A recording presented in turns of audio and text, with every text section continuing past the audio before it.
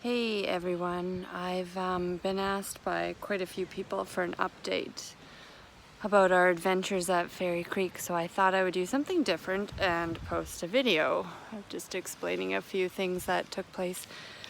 So on July 2nd, myself and my friend Megan decided to go to Fairy Creek to join in on the protest that's happening there. So if you guys aren't aware of what's happening, maybe just take a look at that.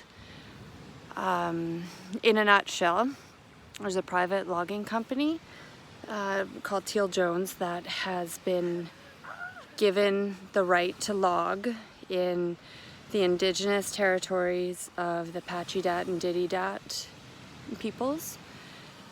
And in amongst those areas, there are old growth trees that are between 1,000 and 2,000 years old.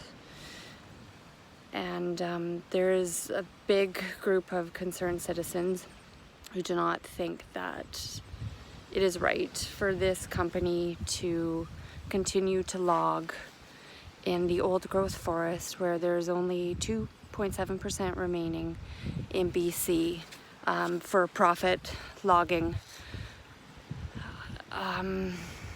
Yeah, so it's just a really emotional subject, that's for sure. So we went there to be part of the protest and try and learn a little bit more about what was going on. And as soon as you get there, you find out it is a really big deal that's happening, and the RCMP enforcement that is happening there is really, it's out of this world, actually. The amount of money that the taxpayers have spent on RCMP enforcement in this area in the last month and a half, I've heard estimated at over $15 million to stop peaceful protesters who are blocking roads so that this private company cannot take their machinery in there and take down some of the last remaining old growth 1,000-year-old trees, up to 2,000-year-old trees that they are just gonna chop, clear cut, as that is the way that logging practices are done now, standard practice. So the protesters are trying to help the indigenous groups that are there to help take their land back, basically, as white settlers were trying to be allies, and we were invited by Elder Bill Jones and the hereditary chief Victor Peter. He's a young guy. They're really nice people. They're there. They come visit and they give us their blessing and they thank us for the work that we're doing. Yeah, it is a touchy subject because there are some Pachidat that are not against the logging. They're employed by it directly because there's not a lot of jobs available. But just to throw out a figure of the area that we're trying to protect, Teal Jones stands to make $10 million logging it. And they do pay a stumpage fee to the Pachidat peoples, and that amounts to about $200,000. So they make $10 million, and the peoples whose land it is, they'll make about $200,000, which is nothing, of course. And once these trees are all cut, they're not coming back for 50 to 100 generations. So it's pretty sad. So we went there and we got right into it, went onto the front lines and got ourselves arrested. It was extremely emotional. It wasn't a difficult thing to do, actually. It felt like the right thing to do. A couple days in, riding in a cop car, paddy wagon, all that good stuff. Yeah, it was extremely emotional, but it felt like absolutely the right thing to do. And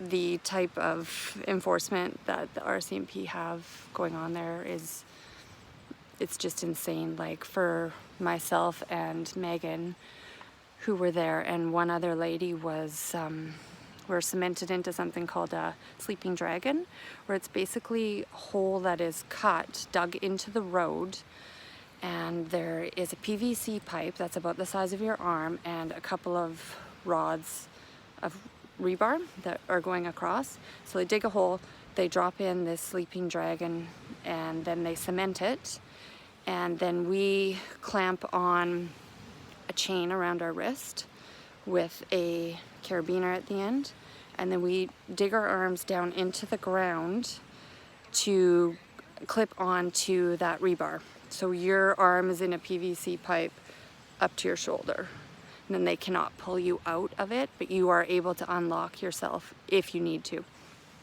Anyways, so the police officers I counted when I was being extracted, there was 12 RCMP and about 12 vehicles. They have helicopters, they've got drones, they've got all these tactical teams. Well, they've spent $15 million to try and stop peaceful protesters from blocking roads for this company who's going to cut down all of the forest. That is their goal, is to cut down all of them in this area they've been granted.